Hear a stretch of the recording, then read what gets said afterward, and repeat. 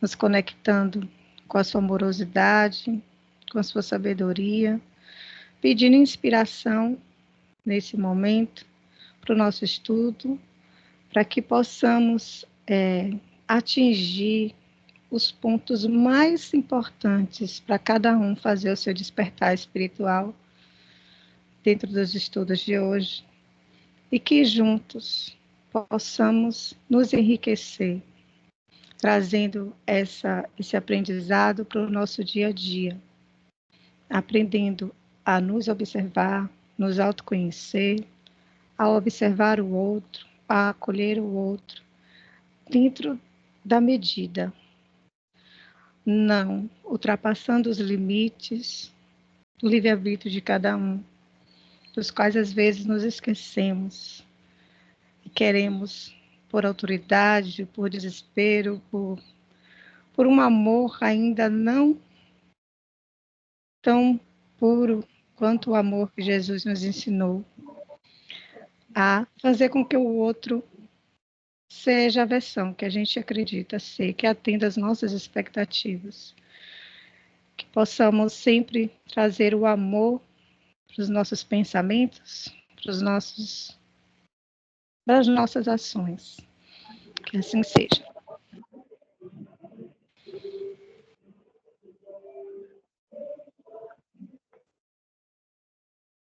Hoje floriu, hein? Hoje floriu aqui, ó. Um monte de gente. Alegria. Boa tarde, Samir, que entrou aí por Boa tarde a todos. Boa tarde. Então, vamos começar, gente? Hoje quem vai começar é o Guilherme. É o Guilherme? Não é? Ah, não, é você, né? Desculpa. É você, Guilherme? Não, pode ficar com o Guilherme 29, é o último hoje. Vamos inverter. Você é o segundo, Guilherme? Não. É? É ou não é? Ah, então tá. Eu fico com o terceiro. Beleza. É mesmo? Eu acho que é isso mesmo. É mesmo, Guilherme? É o segundo? Então, mas eu vou fazer. Eu saiba, né? Não é, porque a mídia fala que é o terceiro. Mas o meu caso é o primeiro, sem dúvida. Mas não tem problema, não. Vamos lá. Aí, a continuação do 28, que após a Narcisa ter falado da condição dela lá, um doente tinha chamado ela pelo nome e tudo, né? Então, aí o André Luiz até comentou que ela que não caberia a ele retê-la, né? Que tinha alguém chamando ela, né? Gritando por ela. Era esse Francisco. Aí o capítulo 29 é sobre a visão do Francisco, que é uma coisa, é um fato que acontece muito, né? Com criaturas materialistas, muito apegadas só ao corpo físico e tudo mais, às sensações físicas, não tem ainda elevação espiritual, né? Não pensam, né, na espiritualidade, na continuidade da vida. Ela até relata isso, que acontece muito. E já aconteceu, eu já presenciei o relato de um espírito nessas condições. Na mediúnica que eu frequentava, um espírito apareceu que estava no túmulo também. Foi o que aconteceu com o Francisco, né? Ele tinha um pavor, né? Todo mundo. Então, leu, não precisa descrever, resumir o capítulo, que ele estava desesperado com a figura de um monstro perseguindo. E esse monstro nada mais era do que a imagem mental que ele fazia. Não existia aquele fantasma, aquele monstro. Era ele que tinha aquela impressão, como se fosse um pesadelo, né? Que a gente tem e continua com a imagem, né? Com as imagens do pesadelo. Ele tinha essa visão que era do próprio corpo dele, o cadáver. Então, isso acontece muito. Veio um espírito lá comentando. Aí a médium falou que ele tinha até a marca do tijolo no rosto. Ele fica muito próximo ao corpo. Alguns ficam como se tivesse encarnado, né? Alguns ficam como se tivesse encarnado e depois são retirados, né? São expulsos do corpo por causa da decomposição que os apavora, né? Os vermes começam a comer o corpo e eles saem desesperados. Isso aí já aconteceu um relato na mediúnica, né? Só do caso do livro, não. Então, é bem possível que quem participa de reunião mediúnica tenha um relato desse. O espírito tinha acabado de ser resgatado do cemitério, né? E existem equipes espirituais que vão no cemitério para resgatar esses espíritos que estão em condições de serem resgatados, ou então por intercessão de alguém. No caso aqui, a Narcisa relata que o pai dele, os pais tinham muitos créditos lá na colônia e foram resgatar o filho, né? A pedido dele, ele não tinha merecimento, não. Muitas vezes a gente recebe uma ação do bem por intercessão de alguém. Então, ele morreu, ficou lá junto com o corpo, até o momento que, pela situação deplorável, o corpo, né, o expulsa, né, pelo terror, e eles são resgatados. Aí ele estava no umbral, sofrendo no umbral, que depois vai para o umbral mais pesado, né? Tanto fala aqui também que ele foi enviado, ele foi para um umbral mais de sofrimento, né? Uma parte onde que vão esses espíritos, assim, vamos dizer, suicidas também, porque ele desencarnou por imprudência, então, de certa forma, ele era um suicida indireto. Fala que puro ato de imprudência dele. E lá ele não criou condições de ser resgatado, tanto que eles falam que os samaritanos, né? O samaritano que o resgatou e teve que usar força, levado à força. Então tem espíritos que vão para o nosso lar, eles não têm nem merecimento, mas por intercessão do pai e da mãe que tem crédito, né? Que tem o merecimento. Aí ele chega lá e estado deplorável. E o pai dele, né, em missões e tudo mais, não fala mais da mãe, só fala que eles tinham crédito, mas o pai estava numa missão difícil, afastado do nosso lar. E ele foi 2 vezes. E quando ele foi lá não sei se foi a primeira ou a segunda, ele não fala isso, eu acho. O quê? Quando o pai dele foi do nosso lar visitá-lo. Aí, eu acho que foi a primeira vez. Aí ele encontra com o ministro que intercedeu por ele, né? Ministro da Comunicação. O ministro da Comunicação lá que intercedeu por ele.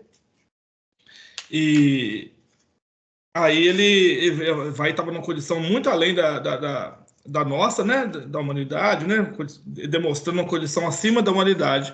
Mas quando o ministro ausentou, ele foi visitar o filho, aí ele até ajoelhou perante o filho, né? Chorou muito, né? Você vê o pai, né, com o filho. Mas depois disso, né, eles ficaram a sós lá e ele beijou a mão do filho. Aí a Narcisa relata que ele fez alguma coisa, né, com ele, que ela não viu, mas a visita e algo mais que ele tenha feito que propiciou a melhora dele, né? A partir daí ele começou a ter menos pesadelos e tudo mais. E aí, isso é para a gente refletir, né? O que acontece com quem é muito apegado, com quem não tem nada de espiritualidade. E a gente tem que lembrar de um detalhe.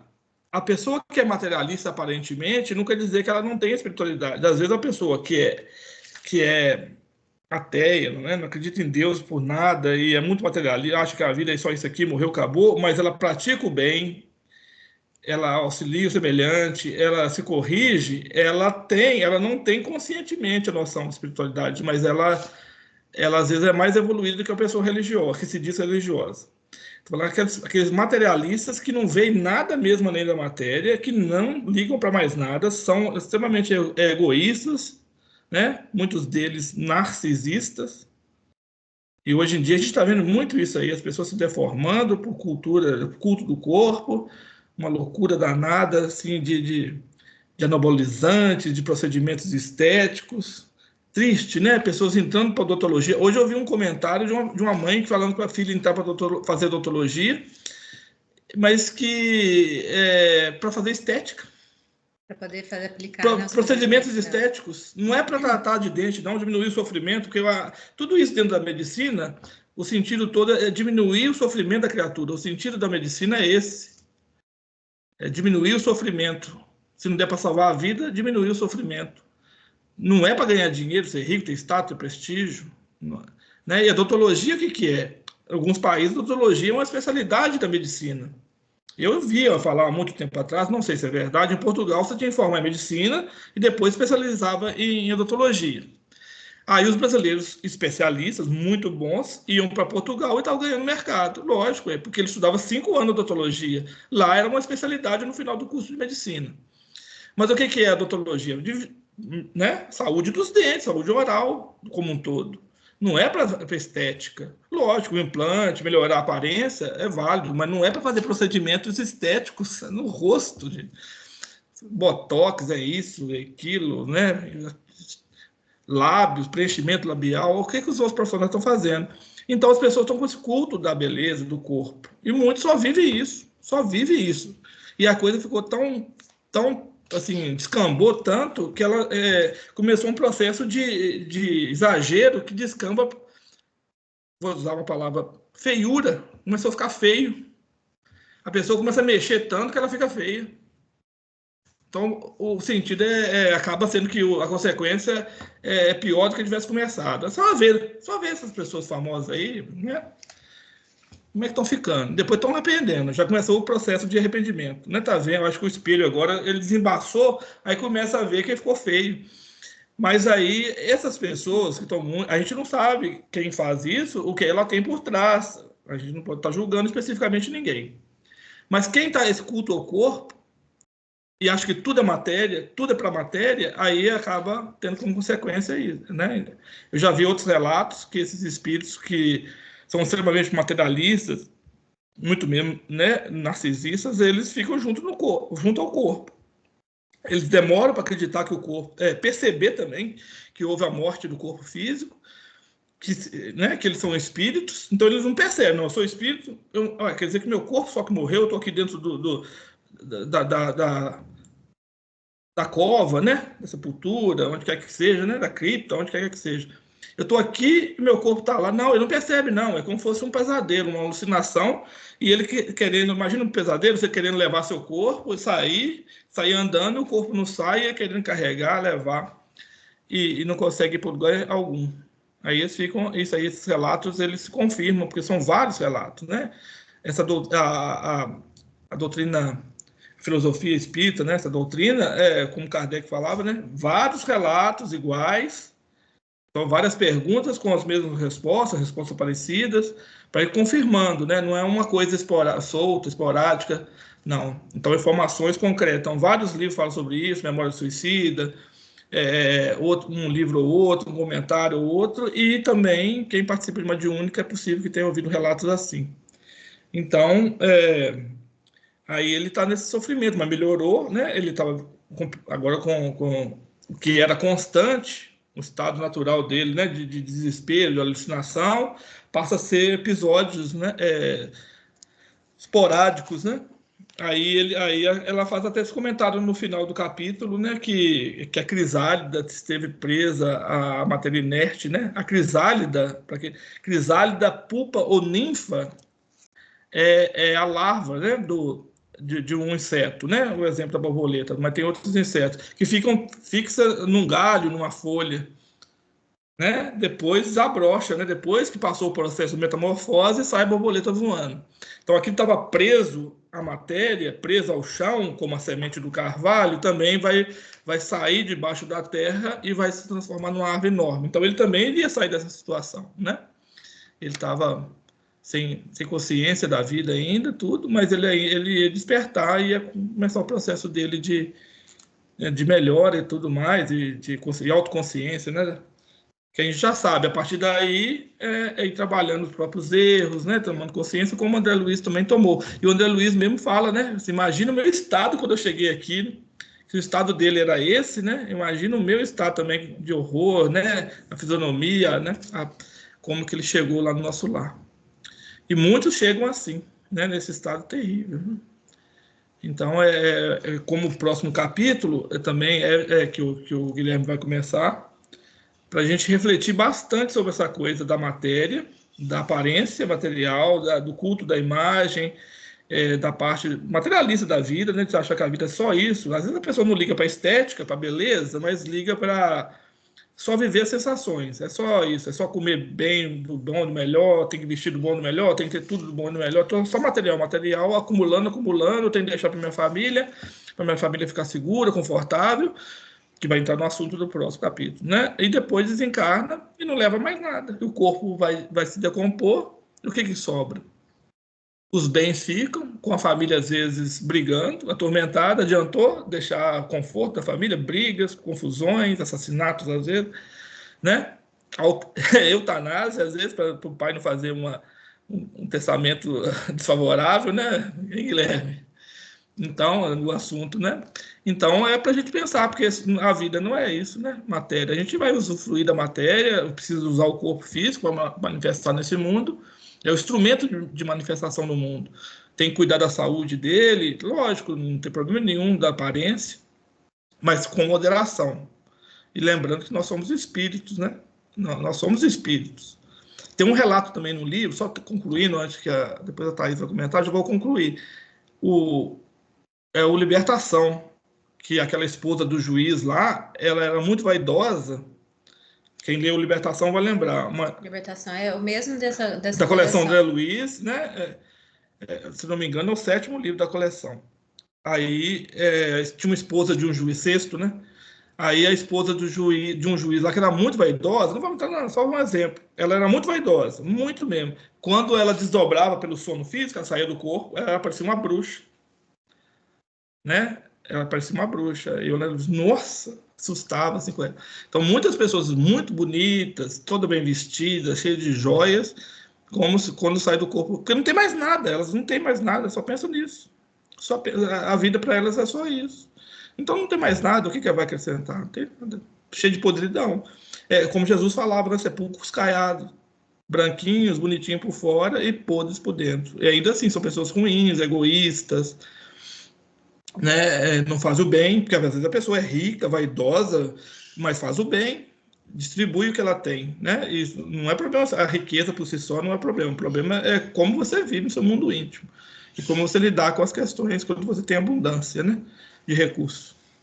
Mas então é isso para a gente refletir, né? Não preocupar demais, também não pode abrir mão do corpo físico, né? Não pode abrir mão da vida material, negligenciar a saúde, nada, mas é para a gente refletir, porque tem consequências, né?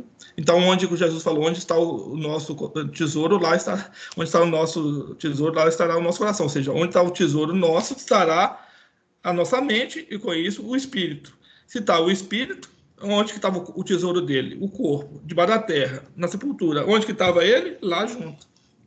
Essa passagem de Jesus explica bem isso, né? Depois que a Thaís falar, também vou comentar um negócio aqui. Eu vou fechar aqui, tá, Thaís? Achei interessante agora, como antes eu percebi essa sintonia de ideias, de pensamentos com Miriam, né? E agora foi com o Roberto. Muita coisa que ele falou, eu anotei aqui e achei curioso, porque a maneira como ele falou foi a maneira como eu tinha pensado também. Mas é sinal de que o grupo está criando uma sintonia boa, né? Uma afinidade, isso é bacana. Quando eu li, eu não vou repetir as coisas que o Roberto falou, porque não precisa, né?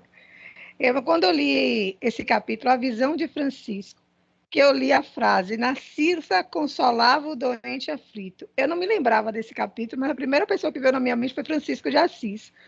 Tanto é que eu li errado, eu li A Visão de São Francisco. Eu achei curioso. E aí me chamou uma atenção, uma frase que ela fala assim para André Luiz. Apaixone-se pelo seu trabalho, foi Dona Laura, né? Apaixone-se pelo seu trabalho, embriague-se de serviço útil. Aí veio a reflexão. Eu tenho trabalhado no que alegra meu coração, no trabalho que eu exerço hoje, profissional. Ele é realmente o que me alimenta, de que forma ele vem contribuindo para a sociedade em que eu estou. Eu não falo a sociedade toda, né? Mas aqui eu convivo ali diariamente. E aí me trouxe essas reflexões. Outro ponto que me chamou a atenção foi no momento que Narcisa foi acalmar Francisco, que ela usou algo que a gente usa nas mediúnicas, no nosso caso, Sandra também é da ULI comigo, lá nos nossos encontros, que é a visualização terapêutica, né?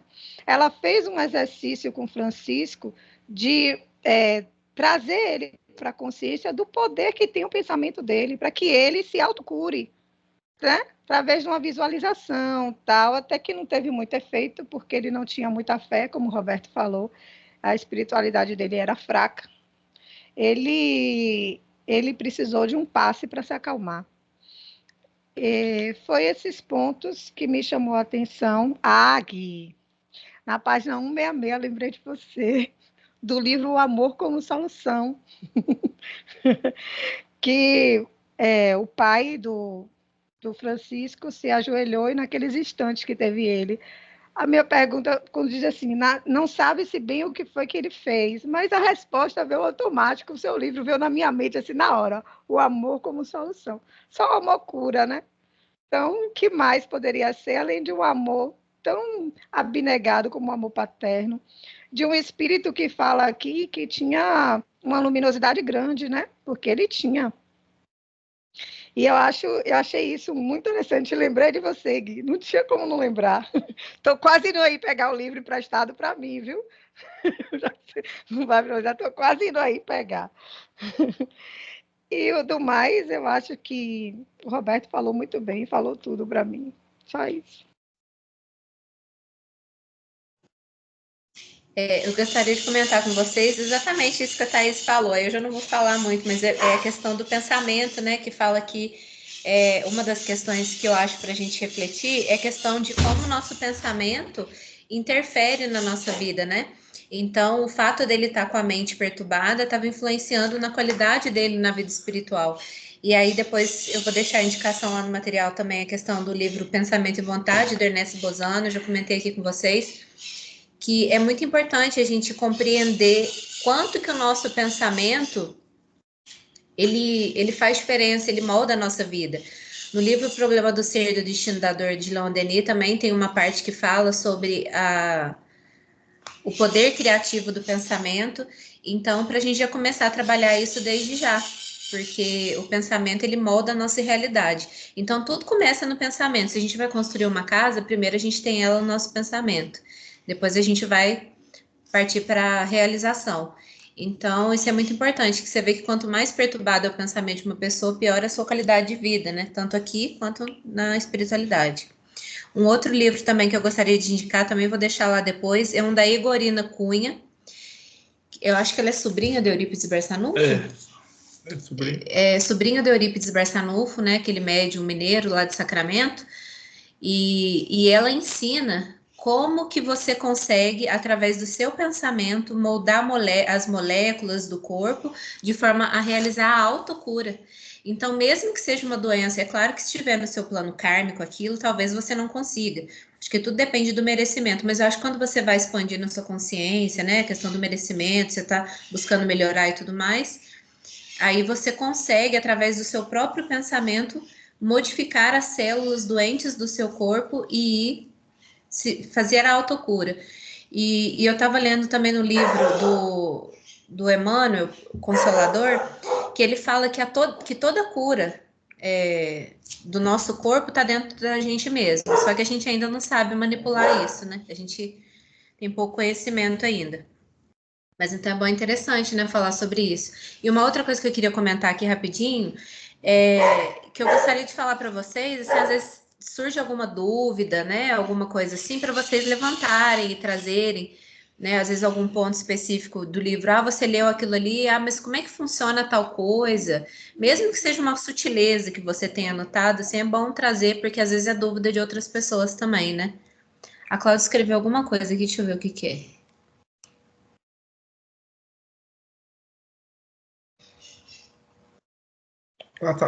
A Thaís falou aqui, lembrei do Michael Jackson, não aceitava sua aparência física, esqueceu da beleza da alma. Verdade. Ontem a gente estava falando dele. A gente estava voltando de uma viagem mal sucedida ontem aí, e aí a gente estava comentando sobre isso.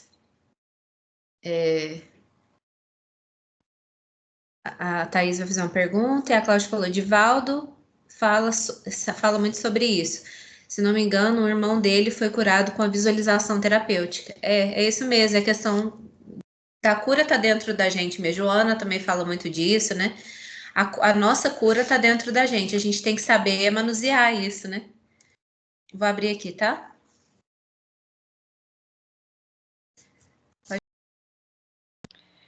A minha pergunta porque de espiritismo eu estou reaprendendo, né? Até diante de outras vidas, mas nesta vida eu estou reaprendendo. Aqui, nessa parte, Roberto até comentou, trouxeram-no os samaritanos quase à força, seu estado, contudo, ainda grave.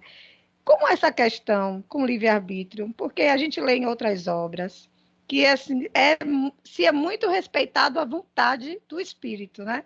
Que a gente vê. E nesse caso, trouxeram-lhe a força. Eu sei que não foi a força, né? Mas como é que é isso exatamente? É que ficou meio assim para mim. Então, é semelhante ao usuário de droga que está, por exemplo, se entregue, né?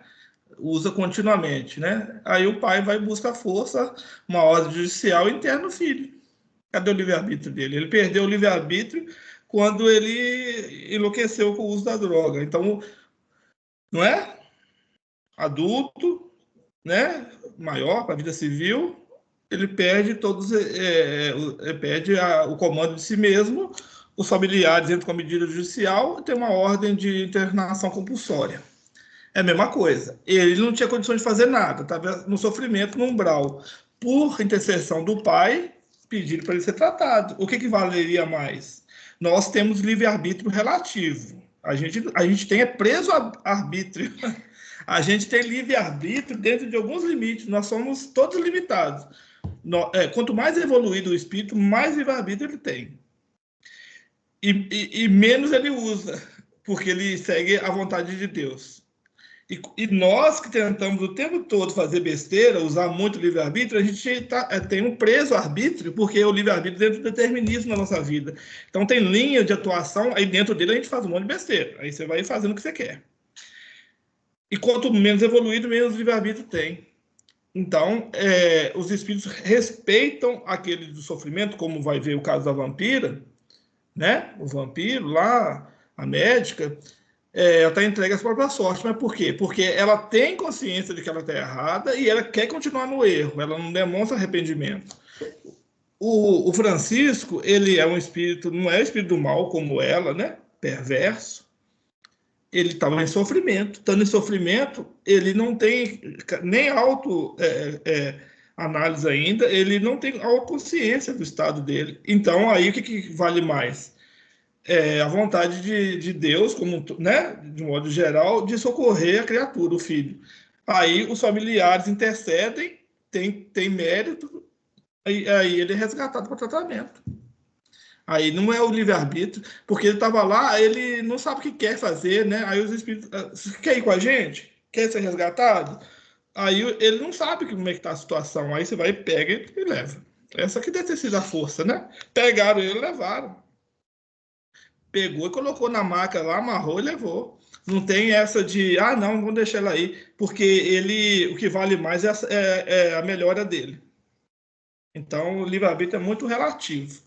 Aí o que vale mais é o livre-arbítrio dos pais que pediram para o filho ser socorrido, independente da vontade do filho. Né? Não sei se deu para... Tem uma outra pessoa que está com a mão levantada, para mim não está aparecendo o nome, eu acho que é aquela sua amiga, Thaís, a Sandra, né? Aí, se você quiser falar, Sandra, pode ficar à vontade. Eu quero sim. Eu acho o seguinte, viu, que, na minha opinião, por tudo que eu estudei até hoje, eu acho que o livre-arbítrio, ele realmente é inviolável. Mas eu acho que quando uma equipe de socorro chega para abarcar essa pessoa, eu acho que vai estar muito estruturado naquela vontade, né? Eu quero sair disso, eu preciso sair disso, mas eu não tenho forças, entendeu? Então, eu acho que essa equipe que socorre vai estar muito baseada na vontade que aquele espírito tem de sair daquilo, entendeu? Mas por condições de estar envolvido em situações que realmente não tem forças. Então, eu acho que esse é o vale que dá passagem para ele, para que esses espíritos possam chegar nesse socorro. Ou seja, para ele deu, entendeu? É a vontade dele. Só que, assim, ele está impotente em questão de forças por estar ali num ciclo obsessivo que está sugando todas aquelas energias dele, entendeu? Mas eu acho que quando esse socorro chega e da mão vem, é porque ele reconheceu que deu. E eu acho que essa força chega para fortalecer a vontade dele de sair daquela situação. Porque sem a vontade, né, que está alinhada à coisa do livre-arbítrio, que é o seu direito de optar se você quer ir ou não, entendeu? Então, é assim, a minha visão é essa. Quando o espírito socorrista chega, lhe abarca e lhe leva, é porque eles identificaram em você a vontade de mudar, de sair daquela situação. Só que você está impotente porque as suas forças estão sugadas. Entendeu, gente? Então, eu vejo dessa forma aí. Mas na hora que você sente lá no seu íntimo, na sua consciência, eu preciso mudar, eu preciso sair desse assim. Entendeu? Não tenho forças. Eu vi um vídeo muito interessante, eu vou contar para vocês coisas que eu leio, que eu vejo, e eu não gravo, não saio anotando, nem nada, entendeu? Mas são coisas que me chamam a atenção. Quando o cara chegou, virei e falou, Deus, eu não tenho mais ninguém, eu só tenho você por mim. Me ajude. Como que você não vai receber o amparo, entendeu, de uma equipe espiritual e que vai lhe ajudar, não vai tirar você. Vai lhe ajudar porque você já está no movimento de transformação, de mudança. É uma coisa que está vindo de você. Você só precisa de um esforço, entendeu? Para que, sei lá, bote mais energia em você, lhe impulsione a isso, lhe ajude. Mas a decisão foi sua. Entendeu, gente? Quando você decide, eu quero mudar, mas eu não tenho mais força para lutar contra isso, entendeu? Então, eu acho que isso aí é o poder da vontade, do pensamento. Quando você fala, meu Deus, eu preciso mudar, eu quero mudar, eu tenho que sair disso. Então, você já fez todo um movimento, toda uma construção, entendeu? E que atrai essas pessoas que vêm na sua ajuda. Entende? Então, eu penso e vejo dessa forma. Porque ninguém vai fazer você mudar se você não entra nesse movimento de mudança. Você tem um monte de pessoas ali em volta de você, espíritos, todo mundo, sabe? Família, espíritos amigos, sabe? Que está ali cercando você, mas não pode interferir, porque você tem um livre-arbítrio, mas na hora que o seu pensamento se volta para isso e a sua vontade explode, aí não tem como. Entendeu? Então, eu acho que o socorro vai chegar em função disso. É como eu vejo a coisa, entendeu? Eu tenho essa visão porque eu fui viciada em cigarro. Gente, vocês não pensam o que é o tabagismo, não, entendeu? É muita loucura. E um dia eu sentei e falei, meu Deus, agora, Jesus, eu só tenho você. Essa vontade de fumar não é minha, então me ajude, me socorra, porque eu preciso. Bom, se foi tarde ou cedo o momento que eu decidi parar com o tabagismo, eu não sei. Mas eu sou grata que eu consegui, não sei quanto tempo eu vou ter de vida ou não, mas eu consegui. Então, assim, eu acho que a vontade e o querer é uma coisa nossa. E na hora que a gente joga isso, sabe, gente, no universo, sabe, com aquela potência de força, eu quero, e você também é humilde o suficiente para dizer, eu preciso de ajuda. Essa ajuda está ali toda em volta de você, entendeu? Mas o seu querer é uma coisa que nem Deus vai desrespeitar. Eu não quero, vou morrer fazendo isso. Entendeu? Mas a ajuda está ali em volta, só esperando você decidir. Eles enviam isso de várias formas, são pessoas que chegam, movimentos que acontecem, ele envolve. Mas, assim, é o momento de escolhas de cada um. Então, eu vejo dessa forma aí. Tá bom? Então, agora, já que a Thais começou e ainda fez o comentário, porque não é um caso comum, normal, né? A gente tem que analisar o seguinte: o princípio inteligente, ao longo do seu desenvolvimento, né, que Deus só criou princípio inteligente. Como eu falei, Deus não cria nada de matéria nenhuma, astro nenhum, estrela nenhuma, e não cria espírito nenhum. Deus cria o princípio material, que é o fluido cósmico universal, com seu caráter primitivo, imponderável, que vai se solidificando, condensando pela atuação dos co-criadores, que o André Luiz fala, co-criadores em plano maior. Eles que vão condensando o fluido cósmico universal e vão se formando as nebulosas, as galáxias, né? Todos os astros e planetas. E surge a matéria, né? Os elementos químicos todos. Então, Deus só criou o princípio material, fluido cósmico universal. E só cria o princípio inteligente. O princípio inteligente, Deus não cria espírito, hein? Deus não cria espírito nenhum. Ele cria aquilo que vai se transformar em espírito um dia. Até transformar em espírito, quando ele se transforma em espírito, ele ganha consciência de si, consciência do Criador e livre-arbítrio. Mas não ganha livre-arbítrio pleno, total. Então, antes de entrar no reino hominal, de sermos homens, na faixa da humanidade, e ter consciência de si mesmo, do Criador, o estágio anterior, lógico que tem um estágio intermediário, não vamos entrar nisso, né? Mas tem o estágio anterior, o reino animal, né? Do qual nós herdamos muita coisa. E os animais não têm livre-arbítrio, eles seguem o instinto. Eles não têm livre-arbítrio. Tem uma certa inteligência rudimentar, pensamento fragmentário, mas não tem livre-arbítrio. Então, você não pode punir um leão por matar uma pessoa, porque ele não pensa, não, é um ser humano, uma criatura de Deus, não posso matá-lo, ele tem filhos, né? Ele tem toda uma vida pela frente. Ele não pensa, ele segue instinto, né? Um pitbull que sai ali segue instinto. O culpado é o homem que deixou o animal solto, é o homem que foi lá para a África, lá e se jogou numa situação perigosa. Então, o animal não tem livre-arbítrio.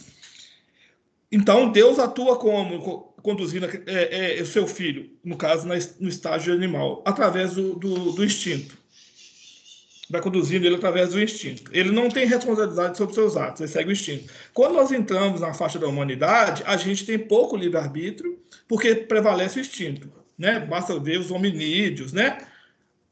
Toda aquela fase de desenvolvimento para chegar ao homem moderno e tudo mais, as primeiras civilizações, a brutalidade que era e tudo mais.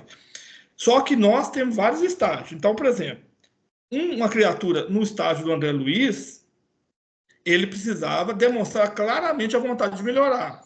Como essa médica aí também, que é um espírito mais endurecido. Ela tem que demonstrar a vontade, então ela está entregue ao livre-arbítrio. Total. Eles não vão infligir. Uma criatura que é mais atrasada, não se desenvolveu nem moral, nem muito intelectualmente, principalmente moralmente, ela não desenvolveu, o livre-arbítrio dela é mais limitado. Então, aquele espírito, embora ele não manifestasse nada ainda, está claro aqui, porque é um caso singular. Fala que os samaritanos os trouxeram ele quase à força. Então, não foi esperado uma demonstração como do André Luiz, de vontade, né, de ser resgatado, de sair daquela situação, né, que orou para Deus, de um modo geral. Aquele caso específico, esses tipos de espíritos, como o André Luiz, na sua coleção, vai narrar vários, eles não têm consciência do que está acontecendo. Eles não são perversos, não são espíritos também intelectualmente e moralmente desenvolvidos. Eles sofrem pela ignorância, total ignorância. Então, eles são resgatados e passam por si. Não é questão de respeitar o livre-arbítrio, o que prevalece mais nesse momento é auxiliar a criatura. Agora, por que não fizeram isso com o André Luiz? Porque ele já tinha condição de saber, ele teve acesso a muita coisa nas vidas anteriores, na última, né, religião, estudo, consciência da vida, né, filosofias e tudo mais, e aí espera-se que aí ele demonstre a vontade. E esse aí... Mas você concorda comigo que se esses espíritos chegaram, é porque perceberam nele, vamos dizer assim, esse germe, tá certo? Na busca da transformação. Não, mas sim, todo mundo está sofrimento, no fundo quer sair do sofrimento. No fundo, quem está no estado de sofrimento quer sair do sofrimento. Então, já demonstra que quer sair do sofrimento. Mas aqui está claro, na letra daqui que o André Luiz falou, a gente não pode ficar fazendo especulação. Dentro do que ele falou, é o seguinte, resgatou ele quase à força. Não está falando que os espíritos chegaram lá, analisaram, sondaram o pensamento dele e viram que ele estava pedindo para ser auxiliado. Porque quem está no sofrimento, no fundo, quer ser auxiliado. Agora, o que falou? Pela intercessão dos pais. Os pais falaram, eu quero que resgate meu filho, quero que resgate, os samaritanos resgataram praticamente à força. Então, não vai perguntar para ele, você quer ir com a gente? Seu pai está lá no nosso lar, te aguardando.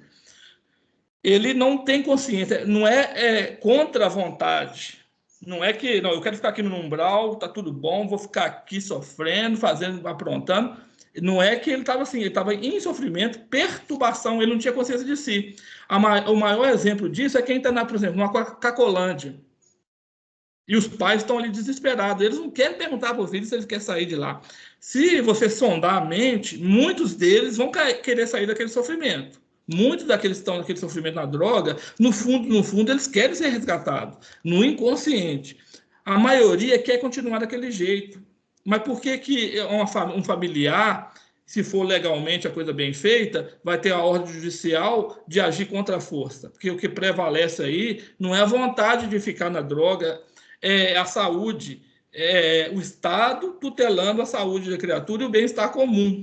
Aí, para não descambar para coisas piores, para crime, para isso, para aquilo, e a pessoa agravar a situação, o Estado o Estado juiz defere a ordem de internação compulsória. Existe internação compulsória, porque é contra a vontade.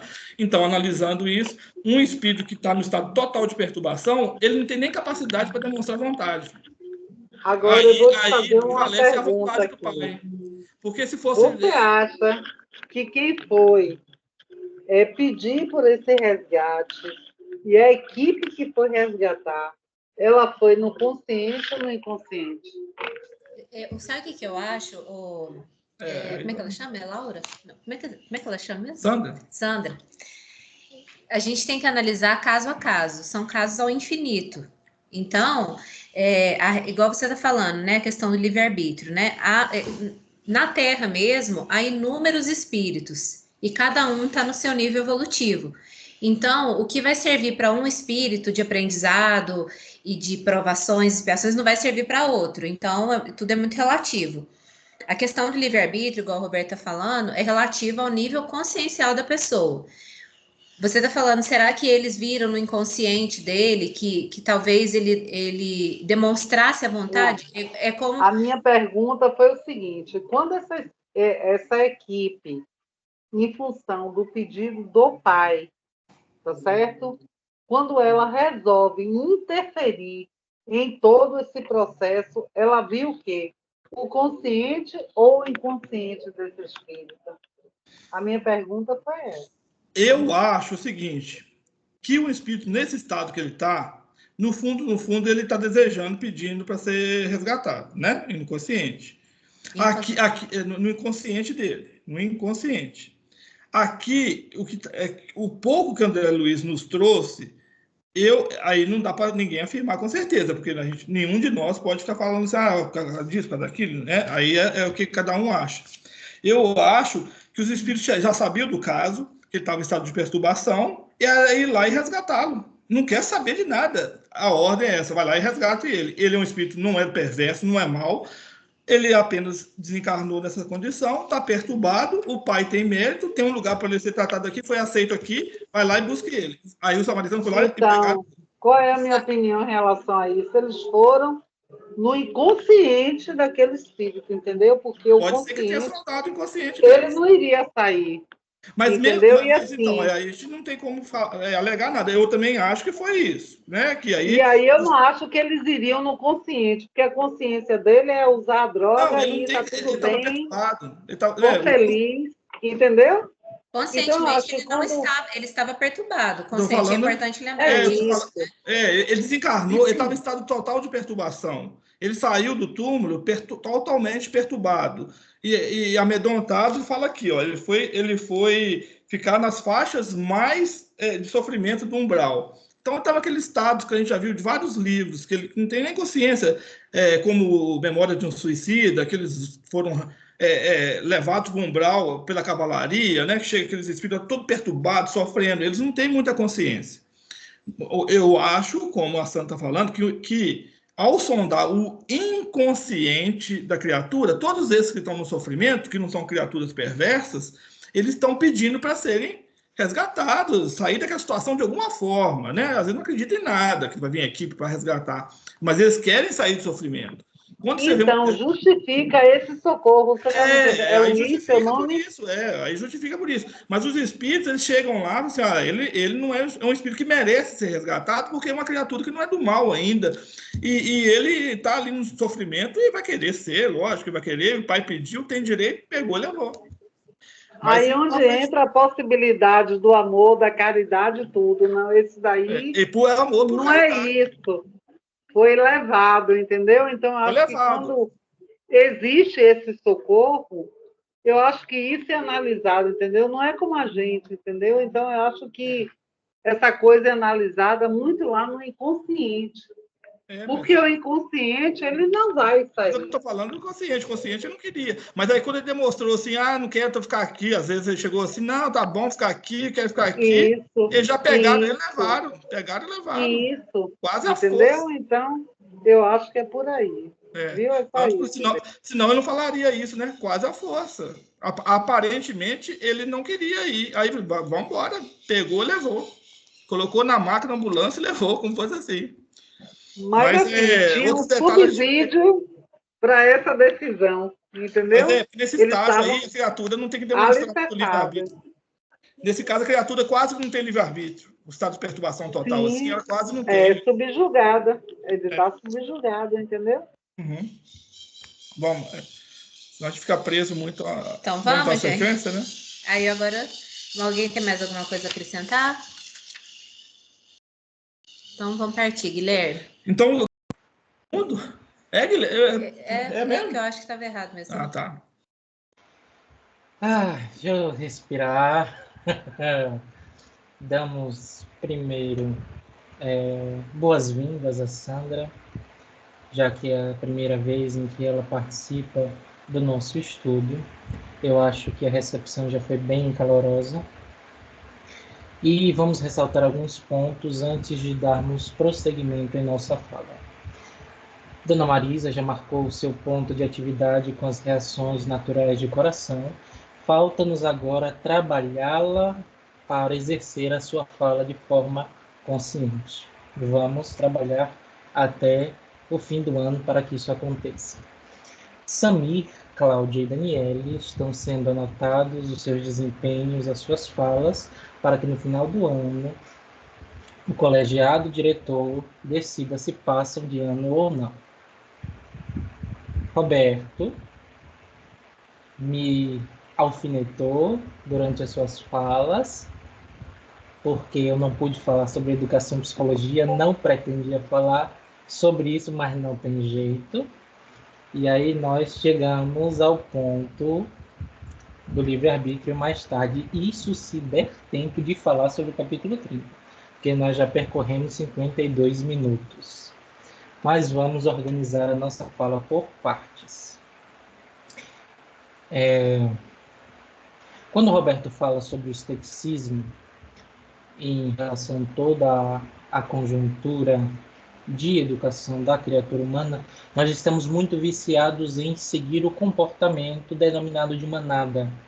A nossa educação coletiva ela prevalece de maneira preponderante como um conceito de arranjo social a ser seguido, porque se não o for, a pessoa é excluída à margem, quase como um pária social, como nós vemos os desgarrados, os desassistidos, à época de Jesus Cristo.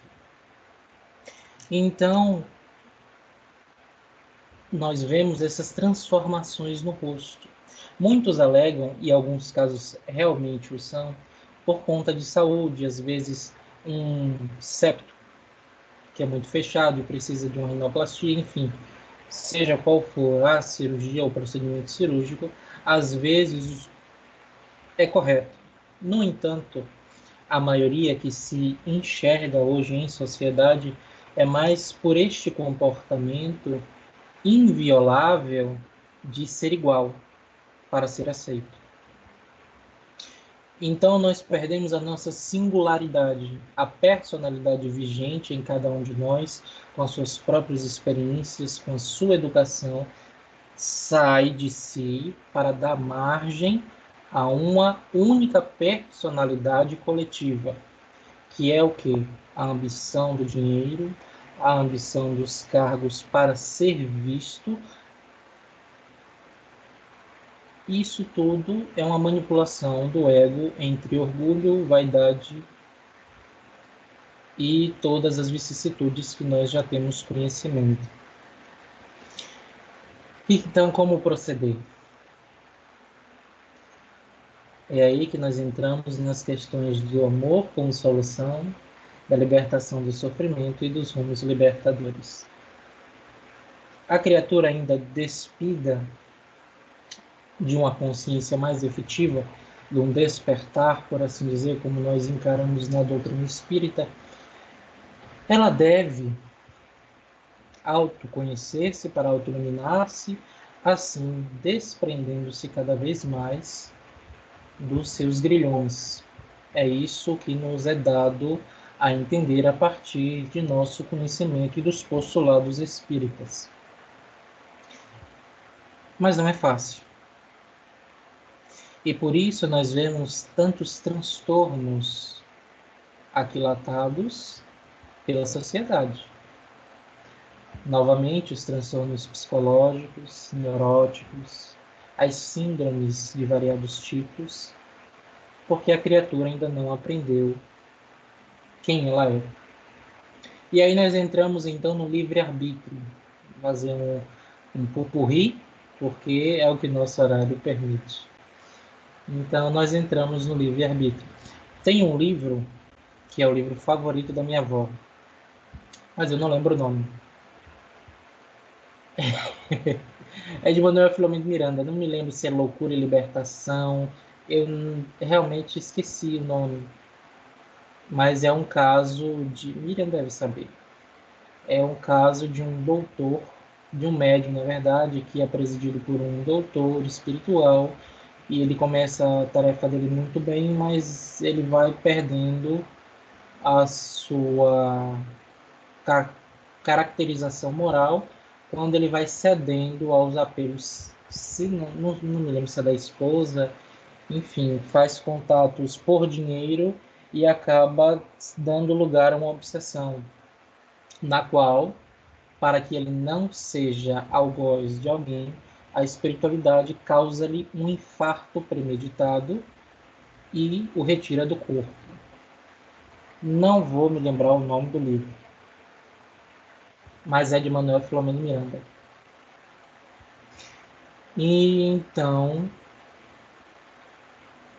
o livre-arbítrio agindo sobre esta... Depois eu vou pegar o livro e mando para vocês. Então, nós vemos o livre-arbítrio muito como uma escapatória de ação, uma permissividade do Criador para que nós possamos agir como bem entendermos. Só que de maneira prática realmente não funciona assim, porque só nos é dado aquilo que podemos arcar com consciência. Tanto é que as criaturas que estão muito desajustadas perante as leis divinas, elas têm as chamadas reencarnações compulsórias.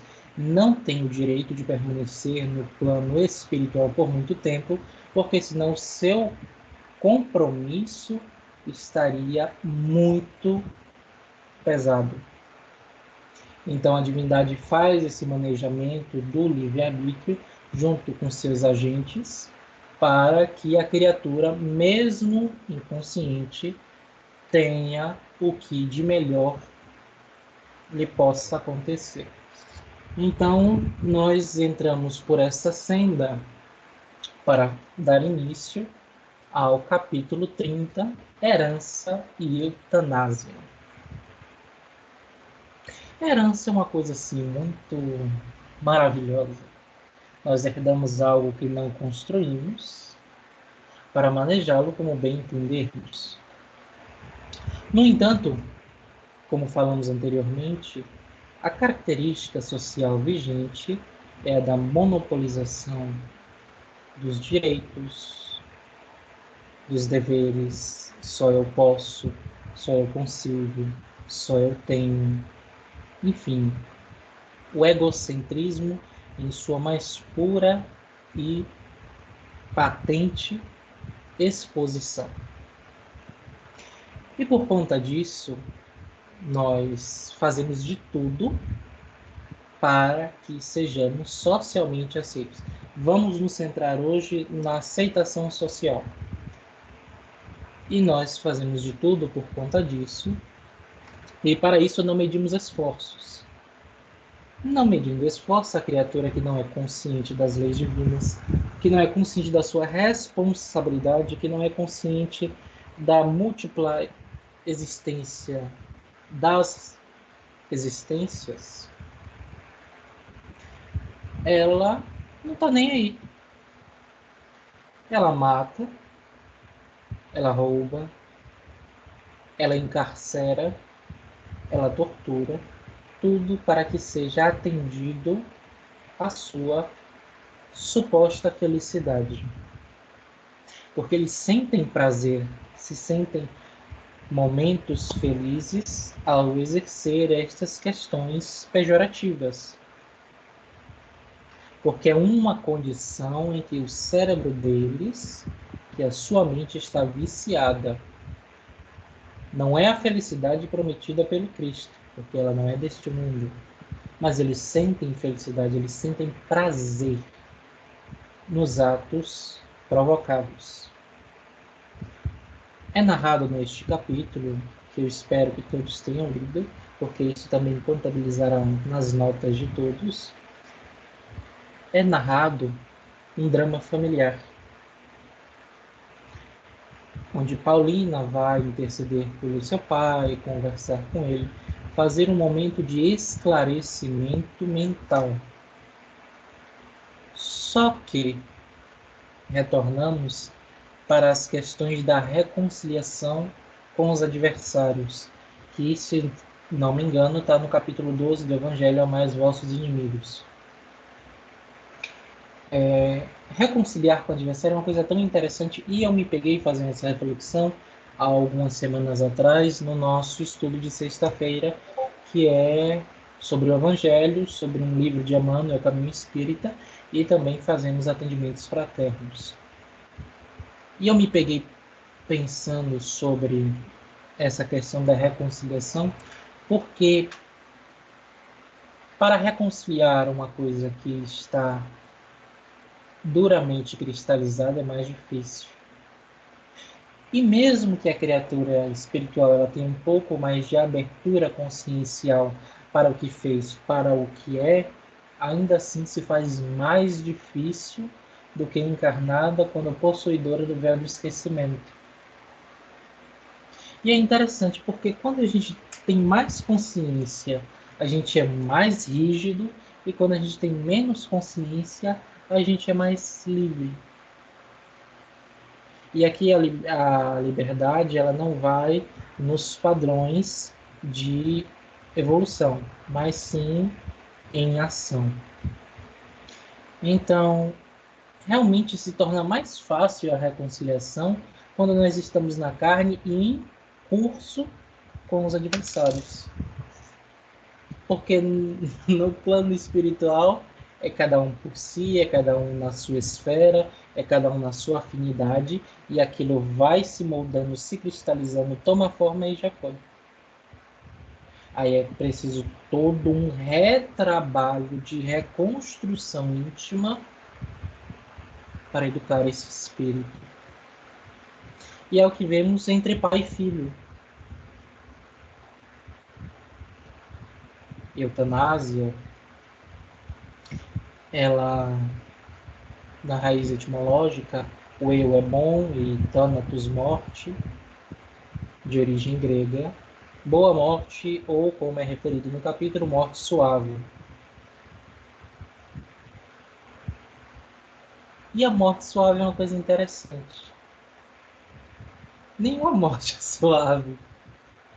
Morrer é muito fácil, realmente. Mas o processo da desencarnação é outra história. Deslindar-se dos processos em que você estava imerso é doloroso. E a gente ainda tem nossa passagem no umbral, que digo aqui de antemão, o nosso guia será Roberto. que ele se comprometeu em desencarnar primeiro para guiar a todos nós em diferentes colônias, porque naturalmente somos de estados diferentes. Então, tudo isso acontece de forma muito significativa, a qual não nos preparamos devidamente. Lembremos daquela passagem da última aula, mensagem escolhida pelo Espírito Camilo, que cada um que se vai na listagem do Criador é o nosso dia que se aproxima.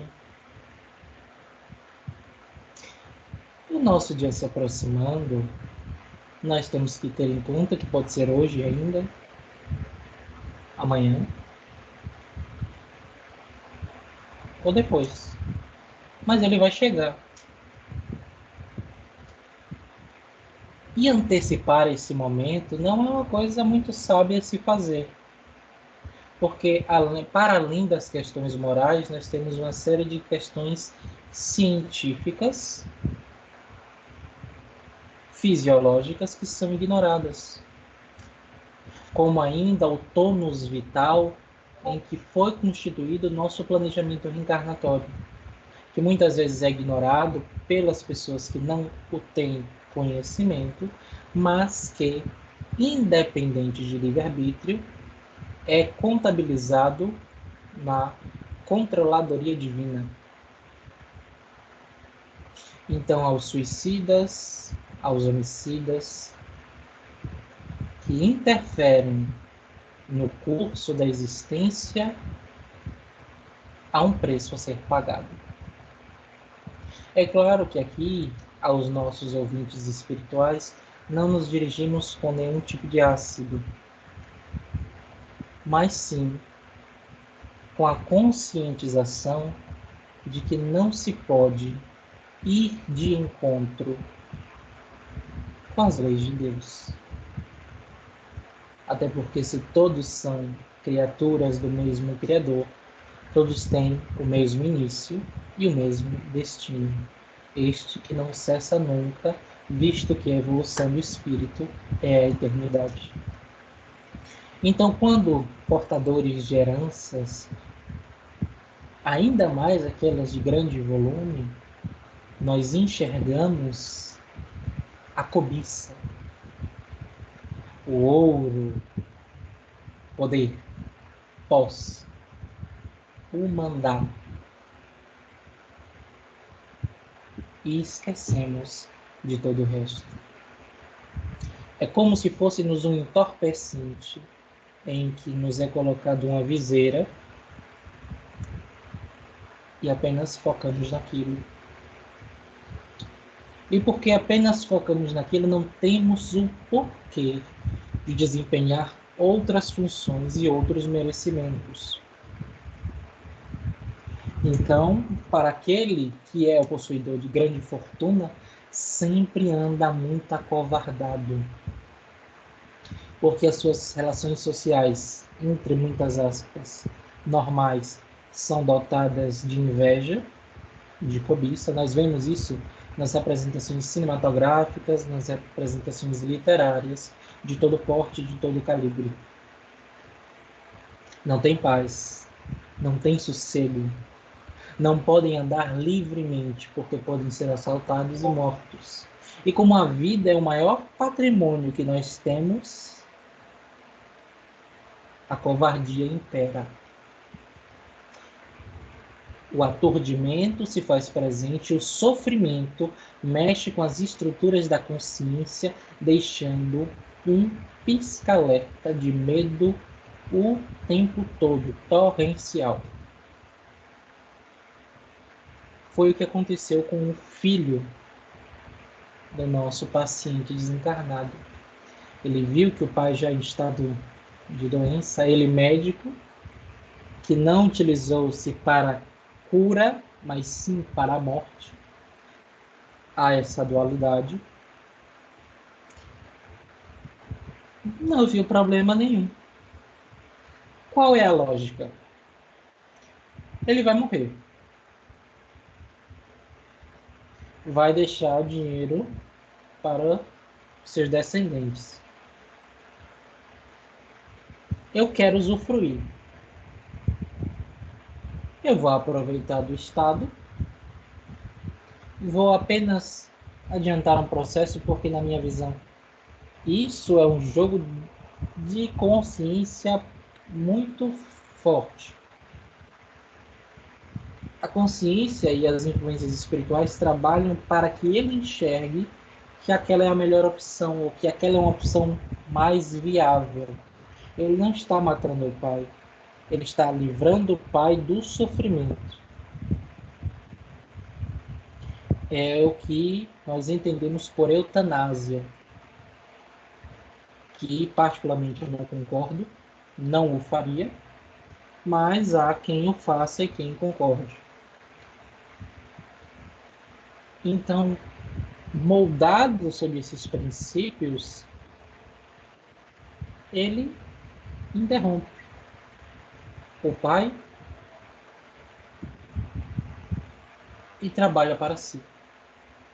No entanto, nada que seja ganhado sob lágrimas e sangue realmente é nosso. Retorna para o Criador.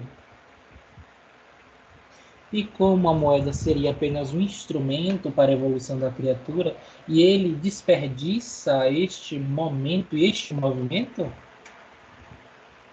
está agora eminentemente comprometido com o dinheiro aselvajado que ganhou sob triste condição e o ódio, rancor do pai desencarnado que não perdoa o seu filho. Essa é a nossa trama do capítulo 30, Herança e Eutanásia. Agora, espaço para os comentários e eu dou a liberdade a Miriam dar a continuação do nosso estudo. Miriam, rapidinho, só um comentário rápido, breve, que Roberto e Gui foi até mais além do que eu tinha estudado aqui. Me chamou a atenção a passagem, e mais agora, depois das falas de Guilherme, sobre o luto, que mais uma vez André Luiz traz aqui na obra dele um exemplo de como se dá com o luto, de como é essa relação nossa com quem desencarnou e com quem está encarnado. Quando a filha de Adalberto, diz a ela aqui, daqui deste leito o Senhor envolve todos os nossos em fluidos de amargura e incompreensão, e eles lhe fazem o mesmo por idêntico modo. Como foi vivenciado o luto pelaquela família? A gente já até comentou aqui em outras passagens, né? A importância da gente manter o pensamento com boas vibrações para quem partiu. Se a família tivesse esse sentimento, ela não seria atingida por esses fluidos pestilentos. Por mais que ele vibrasse, elas não seriam. Mas aí o desequilíbrio já era tão geral que essa relação ficou tão complexa que um acabou interferindo no desequilíbrio emocional do outro, mesmo à distância.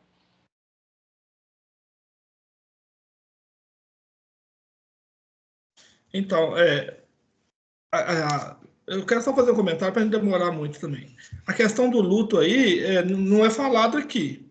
Uma coisa é o processo só do luto, né? Da saudade, da forma como você faz o processo todo do enterro, né? Da cerimônia toda, e os momentos seguintes, e como você lembra daquela criatura, do parente que foi.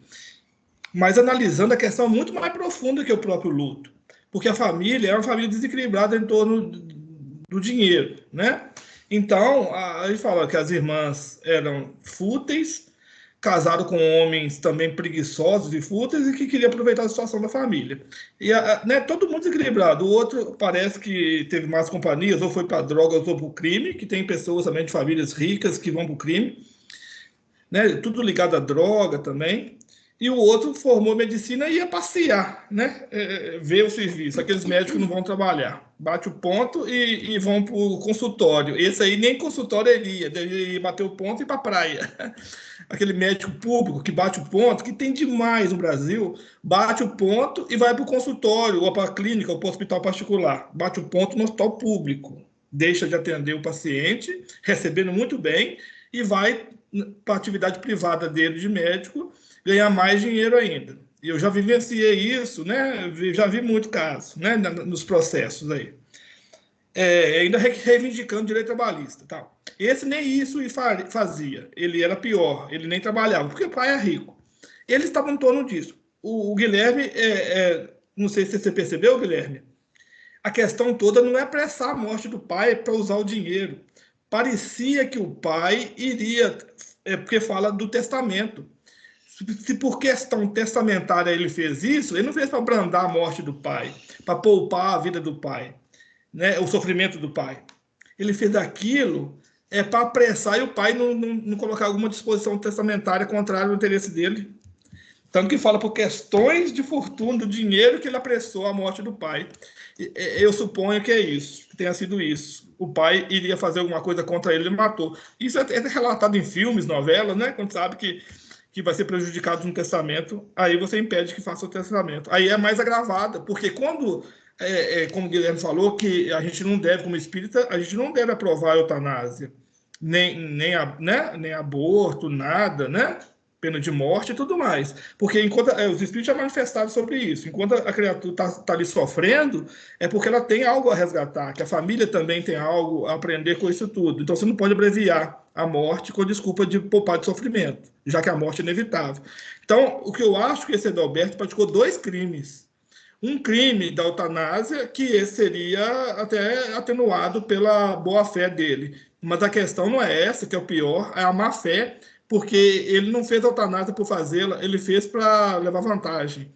E ainda estava aquela briga toda. Essas brigas todas, aí vão até o pai que faleceu, o pai que faleceu com pensamentos na fortuna, nas questões familiares, volta com pensamento e vira essa bagunça. A mãe louca no hospício, processos obsessivos, isso aí acontece muito, né? Então, o caso é muito mais grave que uma simples eutanásia, do que uma simples família que não soube passar pelo luto, que não tem pensamentos bons para o pai, ou então muita nostalgia, né? E tudo mais. A coisa é muito mais grave porque envolve dinheiro, né? Muito dinheiro. Tem isso muito. Há pouco tempo, acho que foi sábado, domingo passado, passou no Fantástico a família do dono da Embeleze, né? Quem viu aquela reportagem, né? É lá do Rio de Janeiro, o cara separou, casou com uma mulher bem mais nova, virou uma bagunça. A mulher tentou tirar dinheiro, afastou os filhos dele, fez uma bagunça. E é assim. Mas é assim o tempo todo, com quem tem muito dinheiro, né? Então tem processos obsessivos dentro da família. E quando juntam espíritos que são atrasados, né? Gananciosos, filhos, esposa e tal, mas aí vira muito, ou o marido, né? Quando vira uma bagunça. Quando se fala da questão que a riqueza é uma prova difícil, quer dizer isso também, né? Porque você está aqui como... Como é que fala quando você pega emprestado? Está aqui como usufrutuário. Você está como usufrutuário de bens que não são seus. Então, a sua responsabilidade é muito maior, porque quanto mais bem você tem, maior a sua responsabilidade, né? De administração, de multiplicar, de empregar as pessoas, enfim. Então, a dificuldade é essa, porque muita gente, quando ela está na posse do dinheiro, principalmente quando a pessoa já nasce em família rica, então ela não tem muita consciência da responsabilidade com o dinheiro, ela talvez se sinta até superior às outras pessoas, porque nasceu numa condição privilegiada, né? Então, quando a pessoa não faz o alinhamento dessa condição com a situação da vida verdadeira, vida espiritual, do motivo das coisas, então ela confunde, ela acha que ela é mesmo privilegiada, que Deus quis daquela forma e que ela é uma pessoa especial. Então, ela não, com isso, ela exerce, ela usa da fortuna, do bem dela de forma muito egoísta, orgulhosa. Então, aí é que tá os problemas. Aí é que tem até uma frase que eu achei interessante, que eu anotei, que fala que pais avarentos geram filhos esbanjadores. Esbanjadores. Então, quer dizer, os pais estavam tão preocupados ali em juntar, em aumentar a riqueza da família, que esqueceram de educar os filhos, moralmente falando, né? De orientar como é a vida, que eles deveriam trabalhar. e como eles deveriam aplicar o dinheiro, e aí gerou essa confusão toda, né, por conta da ganância e do egoísmo, do orgulho, de achar que a vida é... Muita gente que tem muito dinheiro, não vou generalizar, mas é o que geralmente ocorre, as pessoas, elas acham que a vida não vai ter fim, né, elas acham que vão usufruir daquilo ali, que são exceção na criação, né, e aí daí vem muitos equívocos que vocês já comentaram. E agora entrando no capítulo, alguém quer comentar mais alguma coisa? Eu quero falar que Pode falar. eu concordo assim com o que Guilherme falou. Sou contra a eutanásia, sim, porque ontem, quando eu li o capítulo 30, eu fui buscar, né, o que era eutanásia e tudo. Gente, eu li assim relatos de pessoas que trabalham com cuidados paliativos, entendeu? É um lugar onde eles preparam essa pessoa para essa transição, né? E que eu vi que ninguém tem o direito de ir, mesmo que a pessoa queira, entendeu? É um momento muito importante, que é essa transição que a gente está saindo daqui, só essa travessia, e que isso tem que ser feito com muita dignidade, com muita consciência. E o que eles fazem? Os pacientes dele, eles levam aquela naturalidade, que é um momento e tudo, então eles trabalham muito esse psicológico, que não é um momento de fim, mas de um, desculpa, de um recomeço, onde é entendido que aquela dor ali é parte de um processo de de um crescimento. E aí eu entendi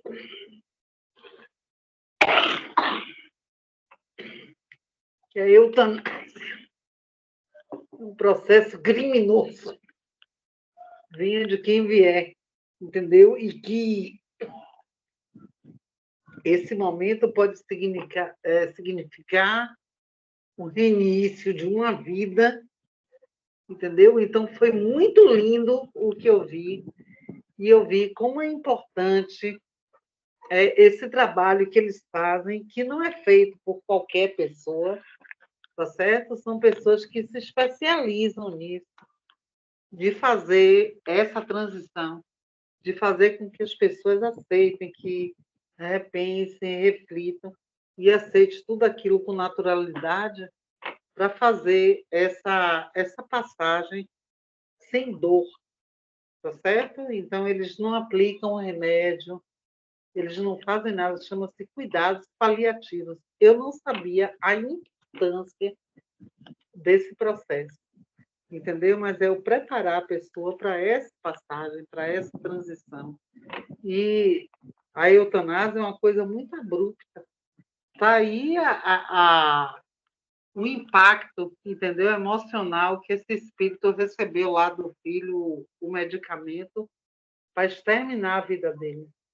Então, sabe? Então, eu acho que quando você consegue fazer a pessoa, sabe, com muito carinho, com muito amor, fazer dessa transição um momento natural, entendeu? E que ele encare isso com amor, com resignação. Então, é uma coisa extremamente importante, porque eu acho que a eutanásia, em termos espiritual, é um impacto muito forte para o espírito.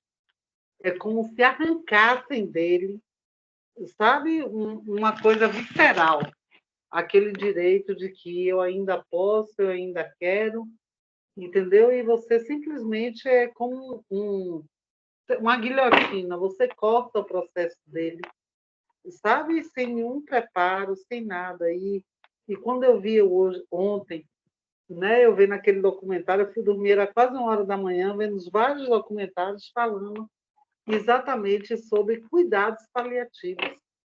entendeu? Então, eu vi que psicologicamente prepara ali a pessoa para essa transição.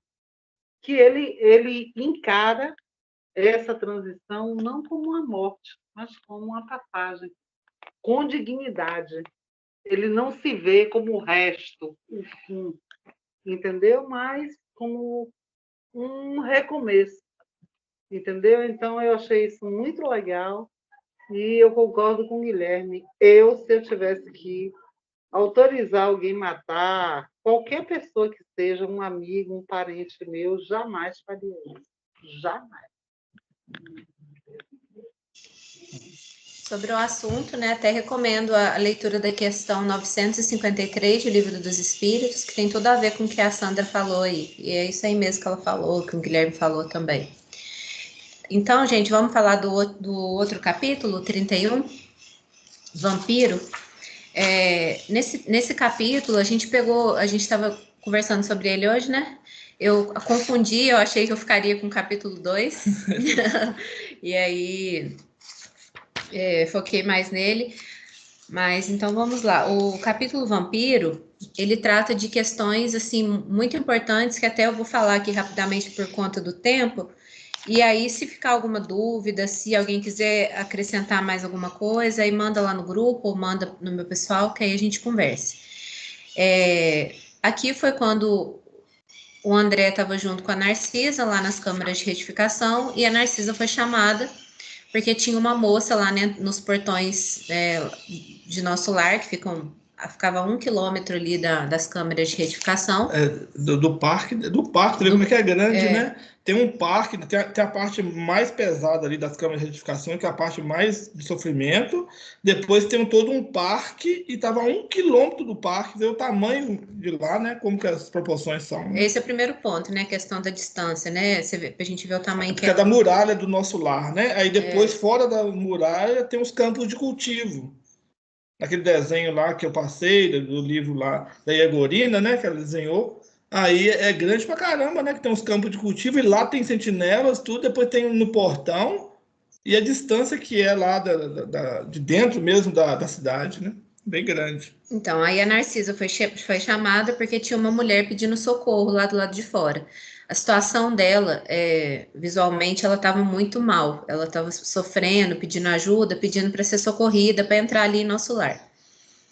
E o que ela buscava? Ela buscava o céu dos eleitos que haviam sido prometido para ela, porque ela se considerava uma pessoa justa, uma pessoa boa, cumpridora dos seus deveres.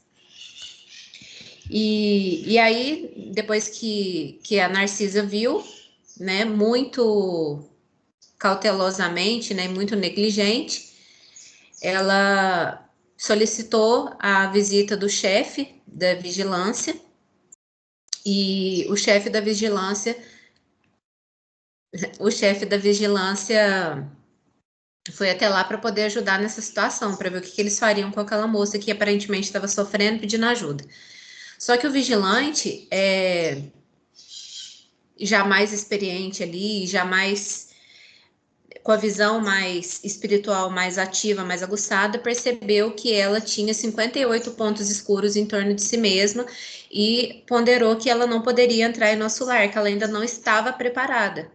Até que a Narcisa falou, nossa, mas eu também já errei muito, qual que é o problema dela entrar? Eu me responsabilizo por ela, né? Então, quer dizer, aí só fazer esse resumo para depois pontuar.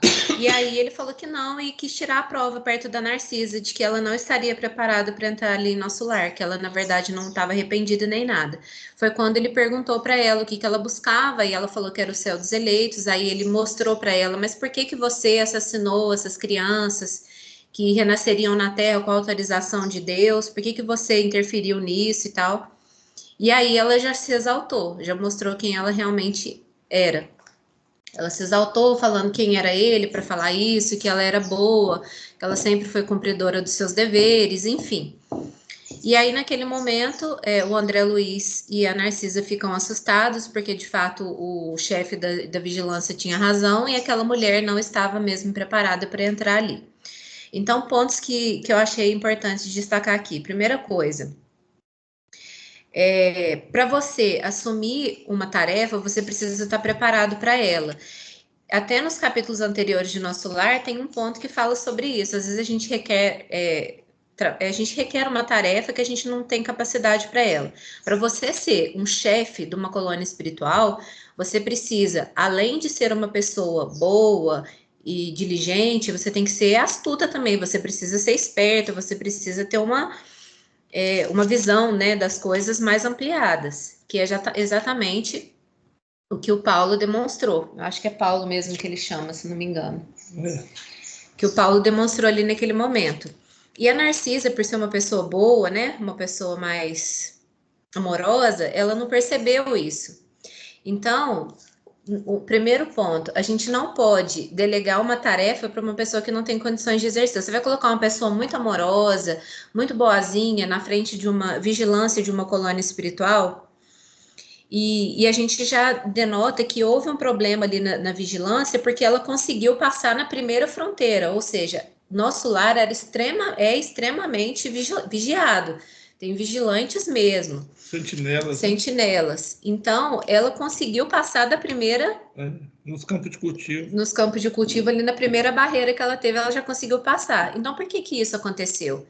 Certamente porque algum vigilante que está ali assumindo esse posto, ou ele dormiu no ponto, ou não estava preparado, e aí ela conseguiu passar ali para quase o portão que dava já entrada para as câmeras de retificação ali da colônia.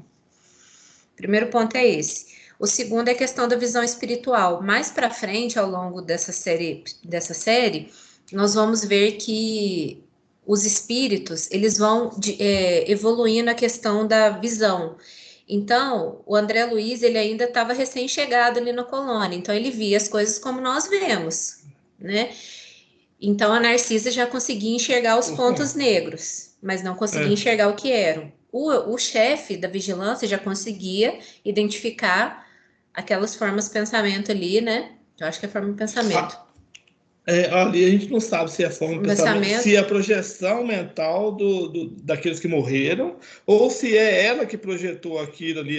Fala que é representações mentais das criaturas que foram assassinadas, né? Aquelas crianças que iriam nascer.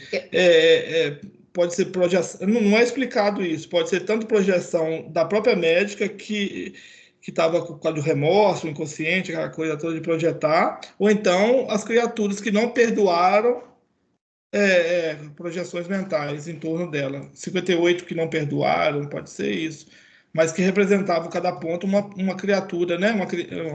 Uma criatura que foi assassinada. Então, com relação a isso, é até importante destacar que tudo que nós fazemos fica registrado no nosso perispírito. Então, talvez isso ficou registrado no perispírito dela, e aí ela exteriorizava isso. Mas todo mundo vai ver? Não, somente aqueles espíritos que já estão com a visão espiritual mais dilatada. E aí que eu estava falando. Mais para frente nessa coleção, nós vamos ver o André Luiz melhorando a capacidade visual dele. Então, ele começa a expandir. Então, quando ele vai analisar um corpo, ele já consegue expandir a visão e analisar todos os órgãos, tudo aquilo que vai além dos órgãos materiais, vendo o campo perispiritual de um caso que nós vamos ver mais para frente. Então, esse é outro ponto. Outro ponto muito importante que eu achei aqui é a questão de que quando nós desencarnamos, nós somos, as máscaras caem. Então, suponhamos que ela era uma médica, ela era uma ginecologista, e aí ela praticava o aborto. Talvez na sociedade ela fosse uma boa pessoa. Muita gente nem saberia que ela era uma profissional que praticava esse crime, porque nós do espiritismo sabemos que o aborto é um crime, né? Então, então na sociedade, talvez com aquela máscara social, ela disfarçasse bem. E só que ela, com a falta de preparação espiritual dela, até o Guilherme falou aqui do Abismo às Estrelas, relata um caso assim, e eu lembrei disso, desse livro, vou até colocar também lá no material como sugestão de leitura, que é uma médica que praticava o aborto, a história dessa médica. Então, aqui na Terra é muito fácil a gente dissimular quem a gente verdadeiramente é. E muitas vezes a gente confunde as pessoas que são muito boazinhas, muito polidas, muito educadas, nunca se exaltam, estão sempre bem, estão sempre felizes, e a gente acha que aquela pessoa é boa. E às vezes uma outra que é mais estourada, que fala aquilo que pensa, é uma pessoa ruim. Mas a gente não sabe, a verdade é essa. E a gente usa muita máscara social.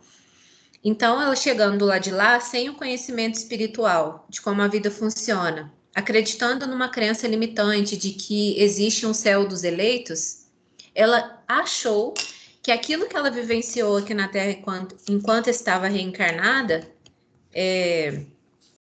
fingindo ser uma pessoa que ela não era, ou seja, boa, né, caridosa, bondosa, ela achou que do outro lado, quando ela desencarnasse, ela conseguiria também disfarçar isso, né? Ela conseguiria passar sem que ninguém a percebesse. Mas só que quando a gente desencarna, a gente é um livro aberto, vamos dizer assim, né? Os espíritos, quanto mais evoluídos, eles conseguem ler até os nossos pensamentos. Nós já vimos isso no livro Nosso Lar também. Eles conseguem ver o teor daquilo que a gente pensa. Então, nada fica escondido. Então, se a gente comete algum crime, alguma coisa, isso vai ser revelado lá de lá, todo mundo vai saber, né? Então não adianta. Então, um ponto que eu achei importante é isso. Outra, a questão não é que ela cometeu crimes e que ela foi muito má, que ela não teria o direito de ser resgatada. O problema não é esse, ficou muito claro no livro. O problema foi que ela não reconhecia que ela estava errada.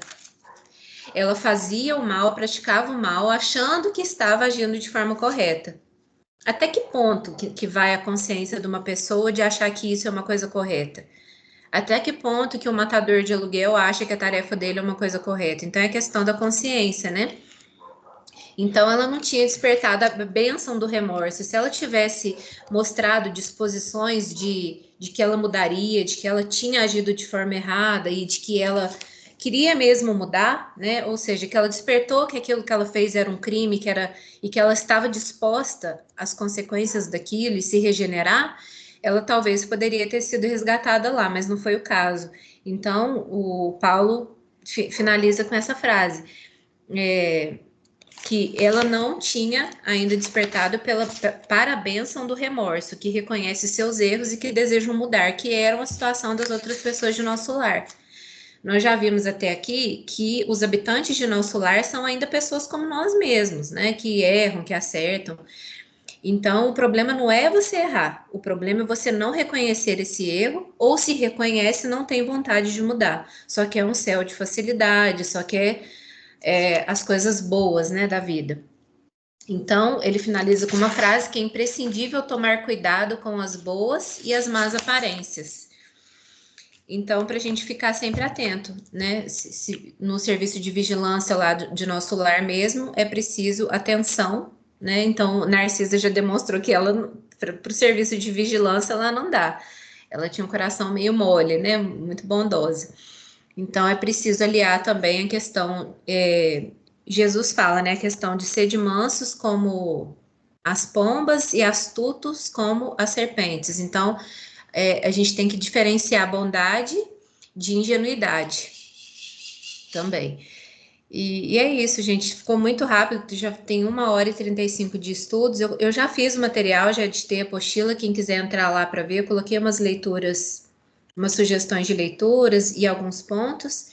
E aí, se alguém quiser depois comentar alguma coisa, alguma dúvida que ficou, algum ponto que eu não mencionei aqui e quiser colocar lá, aí a gente continua a nossa discussão. Tá bom assim? Vou só deixar uma reflexão. Onde que fica o plano reencarnatório? Qual o envolvimento desse espírito que foi abortado com essa que tinha o poder de abortar? Entendeu? Então, eu vou correr atrás disso, porque agora instigou a minha vontade de ir buscar mais em relação a isso. Eu não entendi. A que matou não é Deus. Será que você poderia repetir para gente? Deixa eu te explicar, olha só. A vida pertence a Deus, segundo todos nós sabemos, tá certo? A gente vai ou vem conforme a determinação. Mas existe uma coisa chamada plano reencarnatório. Aí eu me pergunto, qual o envolvimento desses espíritos quando aquela que se tornou uma médica pode chegar lá e abortar, né?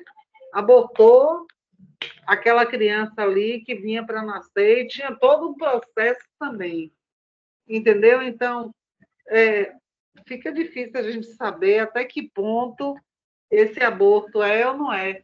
Entendeu? Porque, assim, eu sou contra o aborto, sim, porque você está interceptando lá, sabe, o caminho de uma pessoa.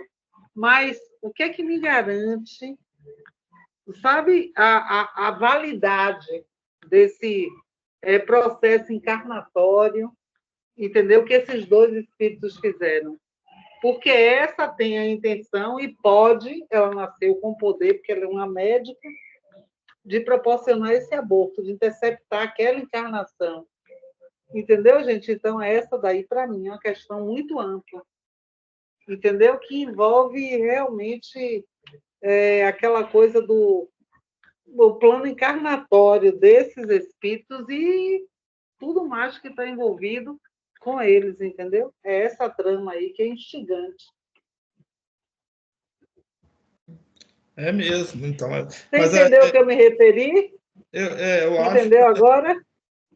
Porque às vezes o espírito ele tinha que passar por isso, né? Um monte de coisa, né? Tem muitos fatores aí, mas aí entra o livre-arbítrio, né? Tanto da mãe como da médica.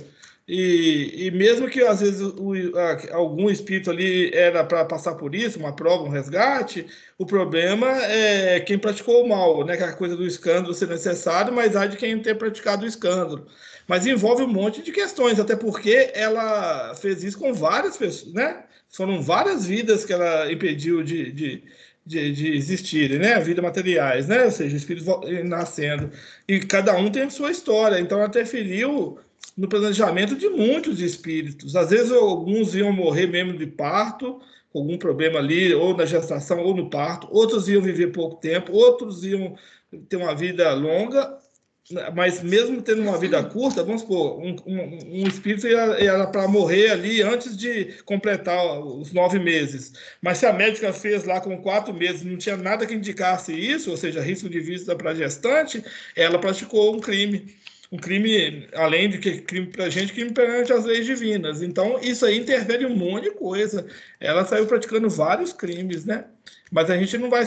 Várias histórias que ela interferiu, muitos espíritos. Isso, mas Só é que isso que eu te falo, que são espíritos comprometidos com uma história que a gente que está de fora, entendeu? Sem querer, entra no julgamento, entendeu? Mas existe uma teia que a gente não conhece e que é um comprometimento. Você vê a reencarnação de Dimas, é linda essa história, é fascinante, entendeu? E você vê o comprometimento daquele pai com aquela mãe, com aquele filho, que gerou um aborto e depois nasceu. Entendeu? É isso que eu falo, porque é uma história complexa quando você para analisar no contexto amplo.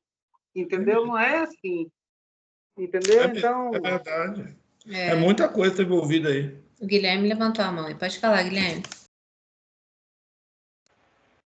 Não, eu só deixei registrado para a mensagem final. Mas pode concluir o raciocínio.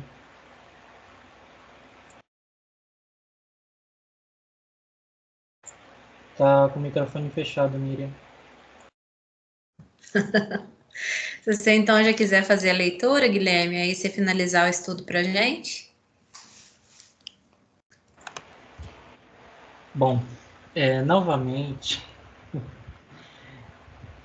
eu ia ler a mensagem de Vida Feliz de Joana de Ângeles. No entanto, essa temática do aborto ele entrou de uma maneira tão profunda que eu mudei. Dona Joana há de me perdoar. A mensagem para o livro Coração e Vida, pelo Espírito Maria Dolores, um livro de poesias, poemas. Capítulo 16, um retrato do aborto. Perita auxiliar de ginecologia, sempre atenta às questões de luxo e reconforto, a senhora dizia: meu problema não é a prática do aborto. Tento apenas livrar a mulher desprezada dos desgostos fatais que a esperam na estrada, quando o homem lhe fere o brio feminino. Amigos respondiam: mas no caso a mulher ante as leis do destino, não será responsável quando aceita ser mulher-mãe do filho que carrega, se ao homem que a buscou ela própria se entrega. Sabemos que o espírito enlaça o corpo de que se aproveita, quando estão ele e ela em comunhão perfeita. A senhora, entretanto, falava contrafeita. Não protesto, nem digo que estou certa. Sei apenas que estou em minha profissão, tanto quanto angario apreço e estimação. Creio que faço o bem, liberando a mulher do fardo que ela traz quando não quer. Além do mais, preciso do dinheiro para dar minha filha um caminho seguro, uma bela mansão, um marido e um futuro. Sem aflição e sem dificuldade. Ela agora possui 15 anos completos. Sonho vê-la feliz ao dar-me vários netos. Para isso, o dinheiro é a base inesquecível. Depósito bancário é a melhora de nível. Vejo no meu trabalho um trabalho qualquer, simples mulher que ajuda a uma outra mulher. Não tenho hesitação nem penso quanto a isso. Aborto é proteção a quem presto serviço. Desde que a candidata chegue mascarada, passo a cumprir o meu dever e não quero saber se veio acompanhada ou desacompanhada, se anota o nome ou não. Não quero queixa nem complicação. Cada uma a que atendo é mais 6.000 e é de tal esboçando um sorriso gentil. Preciso de milhões.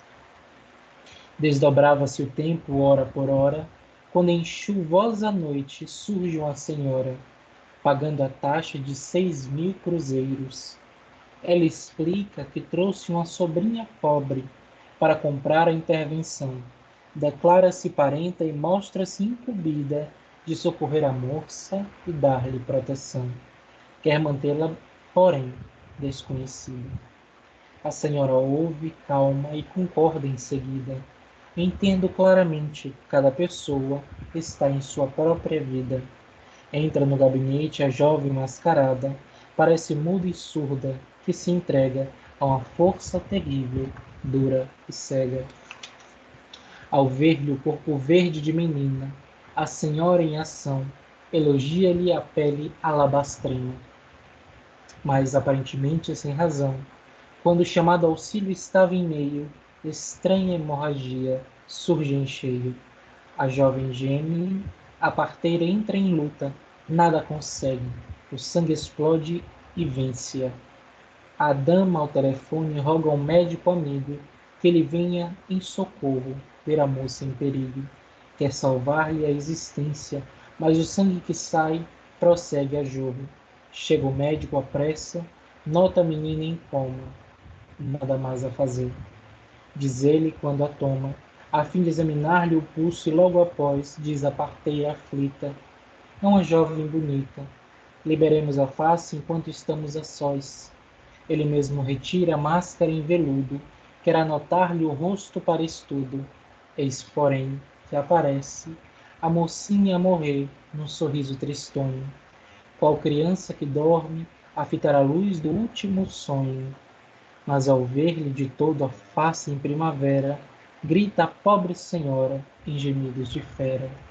Por quê? Por que, meu Deus, esta dor que me mata? Em pranto convulsivo a dor se lhe desata. É que ao fitar o corpo enfeitado em rendilha, naquele rosto lindo e pálido, ante a morte, a rugir e a chorar sem nada que a conforte, a senhora encontrara a própria filha.